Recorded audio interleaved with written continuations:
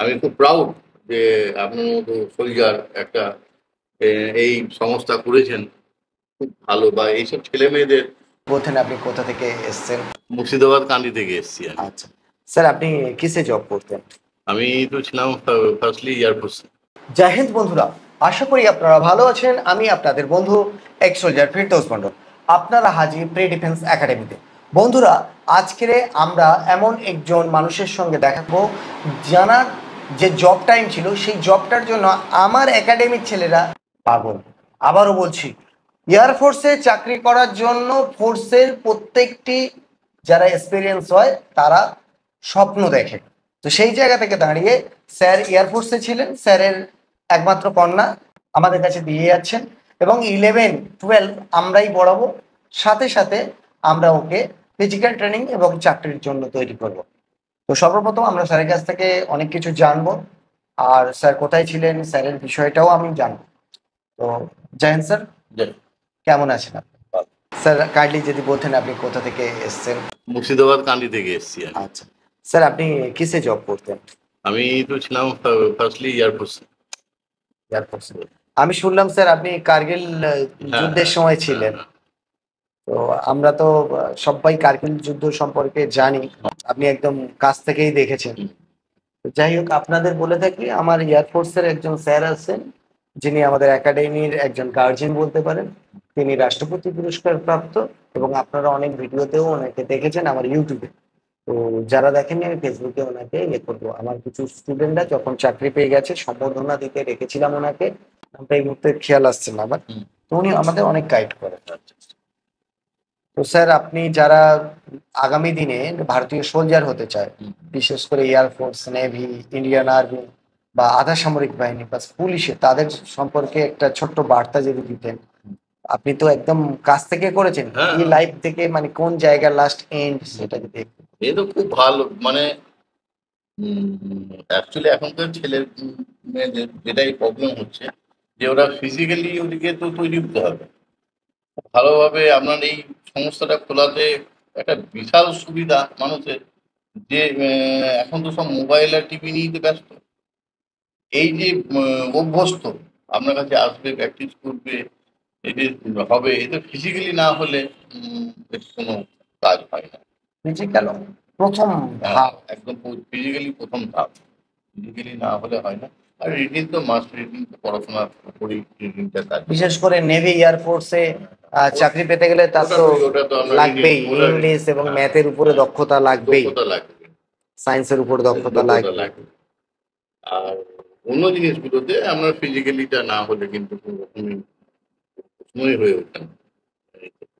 তো আপনার এই সংস্থাটা আমি দেখে আমি খুব খুশি এবং আমি খুব প্রাউড যে আপনার মতো সোলজার একটা এই সংস্থা করেছেন।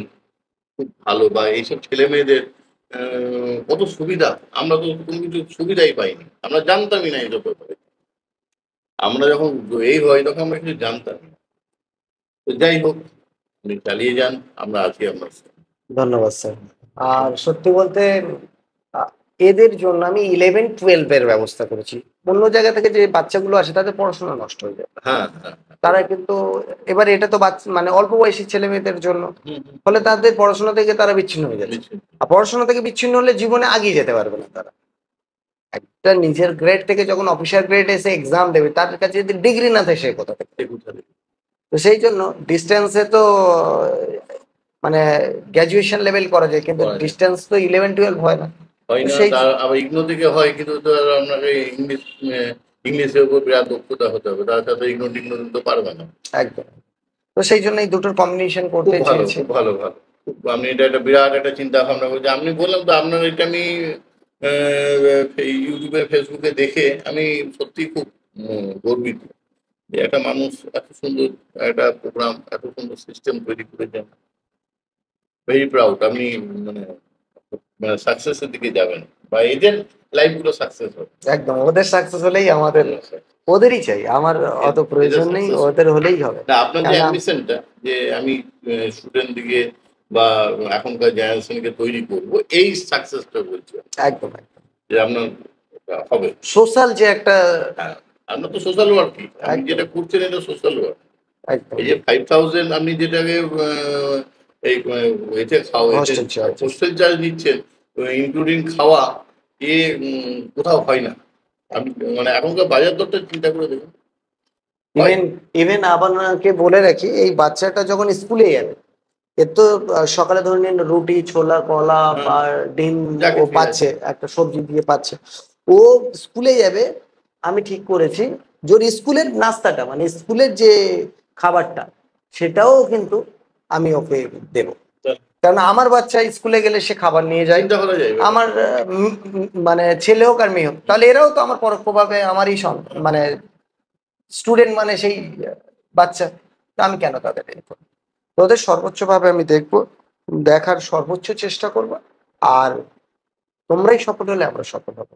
আমরা একটা সামাজিক দায়বদ্ধতার মধ্যে আমাদের এর মধ্যে পড়ে আছি। আমরা শুধু আমাদের দায়িত্বটা পালন করছি এবং যোগ্যতার সাথে শক্ত হাতেই পালন করার চেষ্টা করছি। তো ধন্যবাদ আপনার স্যার। দায়িত্বে দিয়ে গেলাম। আপনি এবার সবটাই মানে আপনার উপর সবটাই মানে কি বলা ভুল, দেখে নিজেকেও চেষ্টা করতে হবে। একদম। তো আর ওর এজটাও কম আছে, এটা এটাও একটা কম ব্যাপার আছে। আছে, ওর সময় দিতে হবে। ঠিক আছে, খুব ধন্যবাদ। ধন্যবাদ স্যার। ওকে, জয় হিন্দ, জয় ভারত।